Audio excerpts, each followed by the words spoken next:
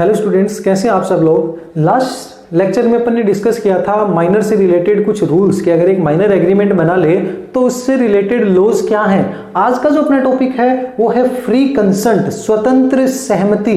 तो इसमें दो वर्ड है, फ्री और कंसेंट, स्वतंत्र और सहमति।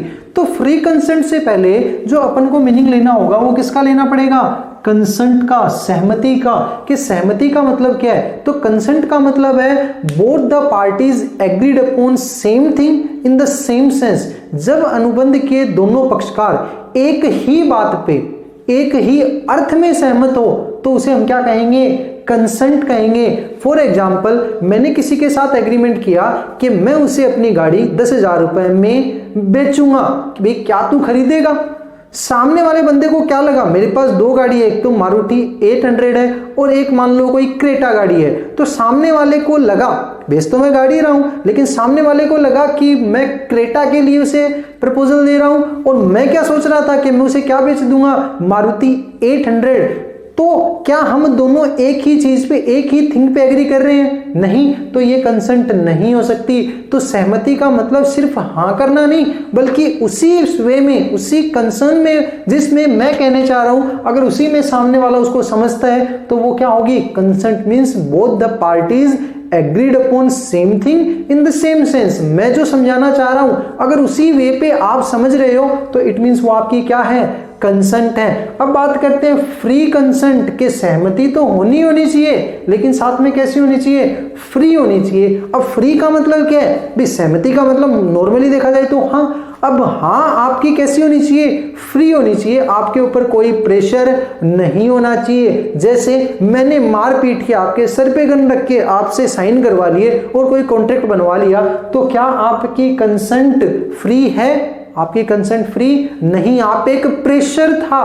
तो अगर आपके ऊपर कोई प्रेशर है तो उस कंसेंट को आप फ्री नहीं कहोगे। और वो प्रेशर तो बहुत सारे टाइप्स के हो सकते हैं। तो फ्री कंसेंट की मैं अगर बात करूं तो हम क्या कहेंगे कि consent is said to be free when it is not caused by. कि सहमति को हम स्वतंत्र तब कहेंगे जब वो किससे अफेक्टेड ना हो। कुछ एलिमेंट्स हैं, कुछ प्रेशर्स हैं, अगर वो किसी भी कंसेंट में कोई एक भी इंक्लूड हो गया तो वो कंसेंट फ्री नहीं होगी। और वो कौन कौन से एलिमेंट है, सबसे पहले मैं बात करूं तो सबसे पहला एलिमेंट होगा कोर्शन, उत्पीड़न, जो आज हम डिस्कस करेंगे। सेकंड जो होगा वो होगा अनड्यू इन्फ्लुएंस, अनुचित प्रभाव।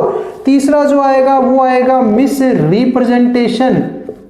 तीसरा कौन सा आएगा, मिस रिप्रेजेंटेशन, मिथ्या वर्णन। चौथा जो आएगा वो आएगा फ्रॉड, कपट। और लास्ट जो आएगा फिफ्थ वो आएगा मिस्टेक, गलती।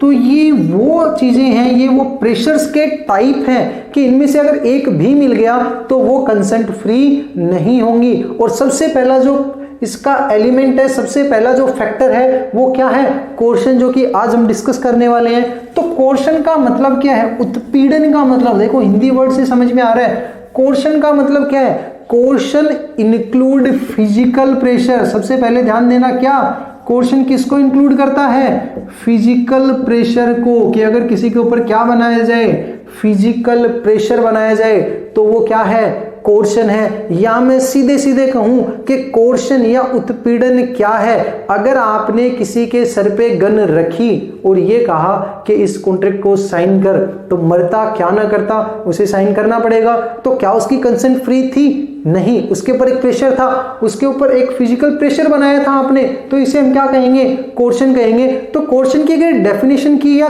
कोर्शन के इंग्रेडिएंट्स की अगर मैं बात करूं, कोर्शन के इसेंशियल्स की बात करूं, तो कोर्शन के इसेंशियल में सबसे पहला आएगा कमिटिंग और थ्रेटिंग, कमिटिंग और threatening to any act forbidden by IPC, Indian penal code.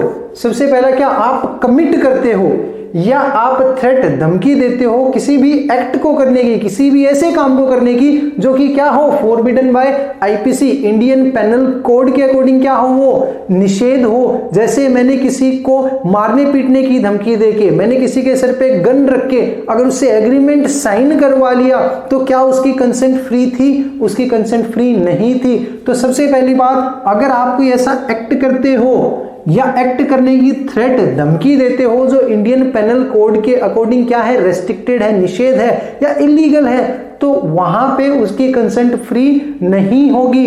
दूसरा अगर मैं बात करूं इसके इंग्रेडिएंट का, तो दूसरा जो इसका इंग्रेडिएंट आएगा वो आएगा द अनलॉफुल डिटेनिंग और थ्रेटिंग, द अनलॉफुल डिटेनिंग और थ्रेटिंग टू एनी प्रॉपर्टी। आप क्या करो, किसी की प्रॉपर्टी को अनलॉफुल तरीके से डिटेन करो, डिटेन का मतलब रोकना, या उसको रोकने की थ्रेट दो, धमकी दो। अगर आप किसी की एसेट को रोको या रोकने की धमकी दो तो उस केस से अगर आप उसकी कंसेंट लो, फॉर एग्जांपल मैं किसी के यहाँ अकाउंटेंट हूं और मैंने अपने ओनर को कहा मेरे को 10,000 रुपए दोगे तभी बुक्स ऑफ अकाउंट्स आपको हैंडओवर करूंगा, अदरवाइज नहीं। तो क्या बुक्स ऑफ अकाउंट्स उसके लिए इंपॉर्टेंट थे? ये बिल्कुल इंपॉर्टेंट है। तो क्या वो मेरे को 10,000 रुपए देगा? हाँ, वो मेरे को 10,000 रुपए देगा।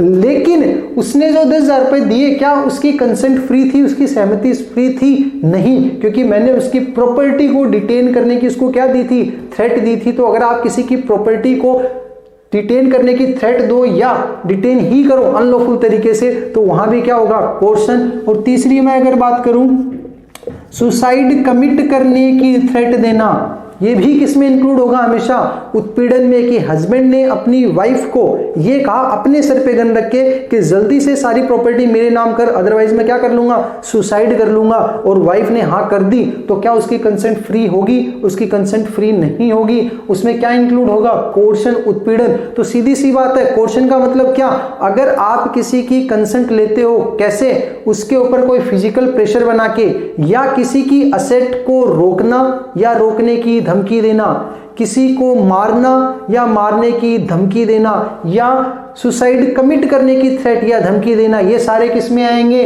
कोर्शन में आएंगे, उत्पीड़न में आएंगे। और अगर कोर्शन हुआ है तो सामने वाला बंदा आपके ऊपर ये कह के क्लेम कर सकता है कि उसकी कंसेंट फ्री नहीं थी। अब मैं बात करूं इसके इफेक्ट्स की, किसकी बात करते हैं, इसके इफेक्ट्स की, कि अगर कोर्शन हुआ है तो उस केस में इसका इफेक्ट क्या होगा।